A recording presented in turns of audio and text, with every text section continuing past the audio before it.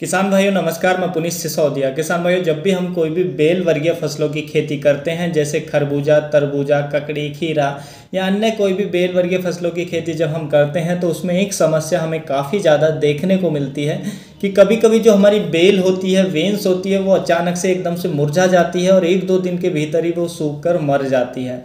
हमारे जो किसान भाई हैं वो एकदम से परेशान हो उठते हैं क्योंकि जो प्लांट था उस पर एक दिन पहले कोई भी सिम्टम्स शो नहीं कर रहा था, पत्तियां एकदम हेल्दी थी और एक दिन बाद वो देखते हैं तो वो एकदम से मुरझा कर और एक दो दिन के भीतर ही जो पौधा है वो मर जाता है। तो देखिए, पौधा जब मुरझाता है तो मुरझाने को हम अंग्रेजी में कहते हैं विल्ट। तो विल्ट आने के पौधे में कई कारण होते हैं, यानी कि पौधे के मुरझाने के कई कारण हो सकते हैं। तो क्या क्या कारण होते हैं, किस कारण से पौधा मुरझाता है, तो उसके बारे में हम डिटेल में इस वीडियो में समझने वाले हैं। वीडियो अच्छा लगे तो लाइक कीजिएगा, अच्छा ना लगे तो आप इसको डिसलाइक भी कर सकते हैं। और यदि आप हमारे चैनल पर नए हैं, हमारी वीडियो आपको यूजफुल लगती हैं तो आप हमारे इस चैनल को सब्सक्राइब करके हमसे जुड़ भी सकते हैं। तो चलिए जानते हैं। तो देखिए, पौधे में विल्ट आने के यानी कि पौधे के एकदम से मुरझा जाने के कई कारण होते हैं। उनमें से एक कारण ये हो सकता है कि मान लीजिए आपका जो प्लांट है उसकी जड़ों पे फंगस का अटैक हो गया है। तो जब फंगस का अटैक पौधे की जड़ पे हो जाता है तो उसके कारण जो जड़ें हैं वो रॉटिंग आ जाती है, यानी कि वो गल जाती हैं, सड़ जाती हैं, जिसके कारण जो पौधा है वो न्यूट्रिशन को या पानी को अपटेक नहीं कर पाता है, जिसकी वजह से जो प्लांट है वो एकदम विल्ट का यानी कि मुरझाने का सिम्टम्स शो करता है और एक दो दिन के भीतर पौधा मुरझाकर सूख कर मर जाता है। तो देखिए, फ्यूजेरियम यानी कि फंगस के कारण जो विल्ट आता है उसको हम कहते हैं फ्यूजेरियम विल्ट। उसके बाद दूसरा कारण होता है बैक्टीरिया के कारण भी ये हो सकता है कि बैक्टीरिया भी क्या करते हैं, हमारे पौधे की जो जड़ होती हैं, रूट होती हैं, उनको गला देते हैं, सड़ा देते हैं, जिसके कारण भी जो पौधा है वो न्यूट्रिशन को, पानी को अपटेक नहीं कर पाता है। तो उसके कारण भी जो पत्तियां हैं वो एकदम से मुरझा जाती हैं। तो उसको कहते हैं हम बैक्टीरियल विल्ट, यानी कि बैक्टीरिया के कारण आता है तो बैक्टीरियल विल्ट, फ्यूजेरियम फंगस के कारण आता है तो उसको हम फ्यूजेरियम विल्ट कहते हैं। तो देखिए, यदि आपकी फसलों में चाहे फ्यूजेरियम विल्ट है चाहे बैक्टीरियल विल्ट है, जब आप उसकी रूट को निकाल कर देखेंगे तो उससे आप आसानी से पता लगा पाएंगे कि उसमें क्या होता है। चाहे फ्यूजेरियम विल्ट हो चाहे बैक्टीरियल विल्ट हो, दोनों में ही क्या होता है, जो प्लांट की जो रूट होती हैं वो ब्राउन कलर की हो जाती हैं, वो गल जाती हैं। और जो हेल्दी प्लांट होता है उसकी यदि आप रूट देखेंगे तो वो एकदम वाइट कलर की, एकदम सफ़ेद होती हैं। तो इससे आप समझ सकते हैं कि हाँ, इसमें या तो बैक्टीरियल विल्ट है या फ्यूजेरियम विल्ट है।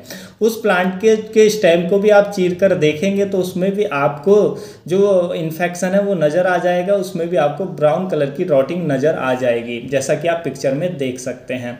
तो देखिए, यदि आप आइडेंटिफाई करना चाहते हैं कि हमारे में कि ये फ्यूजेरियम विल्ट है यानी कि फंगस के कारण है या बैक्टीरिया के कारण है, तो उसके लिए हमारे चैनल पर एक वीडियो पहले से मौजूद है, उसका लिंक मैं आई बटन में दे दूंगा, तो आप उसको जाकर देख सकते हैं। तो उससे आप आइडेंटिफाई कर पाएंगे कि इसमें फ्यूजेरियम विल्ट है या बैक्टीरियल विल्ट है। तो देखिए, यदि आपकी फसल में फ्यूजेरियम विल्ट है तो उसके लिए जो सबसे अच्छा है, रिडोमिल गोल्ड आता है जिसके अंदर metalaxyl plus mancozeb chemical होता है। तो उसको आप ड्रिंच करेंगे, रिडोमिल को ड्रिंच कर सकते हैं, बावेस्टिन को ड्रिंच कर सकते हैं। बावेस्टिन जो आता है जिसके अंदर कार्बेंडाजिम केमिकल होता है, ये क्रिस्टल कंपनी का आता है बावेस्टिन, आप इसका भी ड्रिंच कर सकते हैं। तो दोनों का ही हमें 2 से 2.5 ग्राम पर लीटर के हिसाब से ड्रिंच करना होता है, जो भी केमिकल है। तो 2 ड्रिंच दे दें आप 5 से 6 दिन के अंतर से, तो आपका जो फ्यूजेरियम विल्ट है यानी कि फंगस के कारण जो विल्ट आ रहा है वो कंट्रोल हो जाएगा बहुत ही अच्छे से।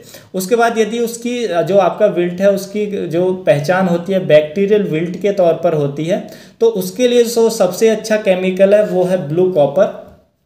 ब्लू कॉपर आता है, ये क्रिस्टल कंपनी का, ये ब्रांड नेम का नाम है ब्लू कॉपर। इसके अंदर जो केमिकल होता है, टेक्निकल होता है, वो होता है कॉपर ऑक्सीक्लोराइड 50% होता है। तो ये भी जो बैक्टीरियल विल्ट है उसको कंट्रोल करने के लिए काफ़ी अच्छा है। और इसके साथ आपको इसमें जो मिलाना पड़ेगा वो मिलाना पड़ेगा, ये क्रिस्टल कंपनी का आता है क्रिस्टोसाइक्लिन के नाम से। इसके अंदर जो केमिकल होता है वो होता है streptomycin sulphate plus tetracycline hydrochloride.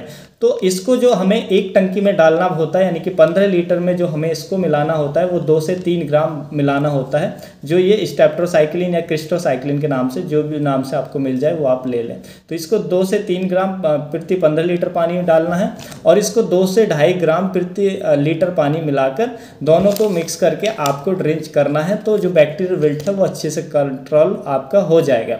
यदि आपकी फसल में फ्यूजेरियम विल्ट है तो फ्यूजेरियम को भी अच्छे से कंट्रोल करता है। यदि आप कंफ्यूज रहते हैं तो आप फिर कॉपर ऑक्सीक्लोराइड जो ये है ब्लू कॉपर के नाम से, और इसको मिलाकर 2 से 3 ग्राम प्रति 15 लीटर पंप दोनों का ड्रिंच दे सकते हैं। 1 हफ्ते के बाद जो ड्रिंच है उसको रिपीट कर दें तो जो आपका विल्ट है वो अच्छे से कंट्रोल हो जाएगा।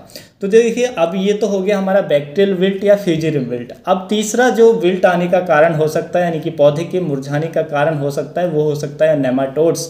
नेमाटोड्स के कारण भी जो हमारा पौधा है वो एकदम से मुरझा जाता है। तो नेमाटोड्स को भी आप आसानी से जो पौधे की जड़ है उसको निकाल कर यदि देखेंगे तो आसानी से पहचान पाएंगे कि पौधे की जड़ में जब नेमाटोड्स का अटैक हो जाता है तो पौधे की जड़ों में गांठें बन जाती हैं। तो जैसा आप पिक्चर में देख पा रहे हैं तो आसानी से आप पता कर सकते हैं कि हाँ इस फसल में नेमाटोड्स का अटैक है।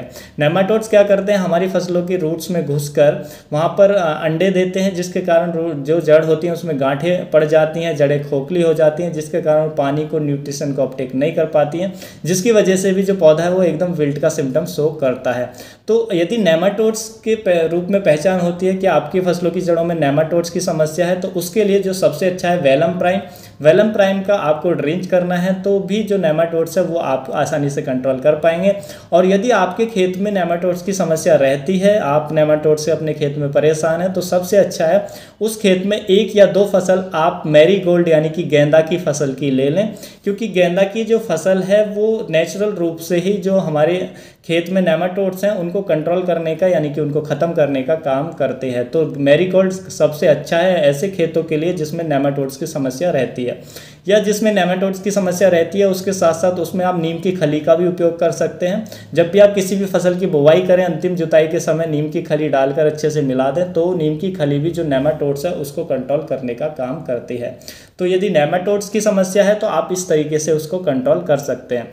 इसके बाद विल्ट आने का एक और जो कारण हो सकता है वो हो सकता है कि मान लीजिए आपकी फसल की जो जड़ है उसमें किसी इंसेक्ट का अटैक है, कीट का अटैक है। मान लीजिए किसी इंसेक्ट का लार्वा उसको खा रहा है, जो आपकी फसल की जो रूट है उसको खाकर नुकसान पहुंचा रहा है, तो उसके कारण भी जो पत्तियां वे एकदम से मुरझा जाती हैं। तो किसी लार्वा का अटैक है तो उसके लिए आप प्रोफेनोपोस प्लस साइपरमेथ्रिन जो केमिकल आता है उसका ड्रिंच कर सकते हैं 2 ml पर लीटर के हिसाब से, तो वो कंट्रोल हो जाएगा। तो इसको आपको रूट को निकाल कर ही आपको आइडेंटिफाई करना पड़ेगा कि किस कारण से हो रहा है, आपको पहचान करनी पड़ेगी, उसी के हिसाब से आपको ट्रीटमेंट देना पड़ेगा, तो आप आसानी से इस समस्या को कंट्रोल कर पाएंगे। तो किसान भाइयों यही थी आज की जानकारी। अच्छी लगी तो वीडियो को लाइक कीजिएगा, अन्य फार्मर के साथ इसको शेयर जरूर कीजिएगा ताकि उन तक वे जानकारी पहुंच सके। फिर मिलता हूं मैं आपको एक और नई वीडियो के साथ, नई जानकारी के साथ। तब तक के लिए आप अपना ख्याल रखिएगा। धन्यवाद।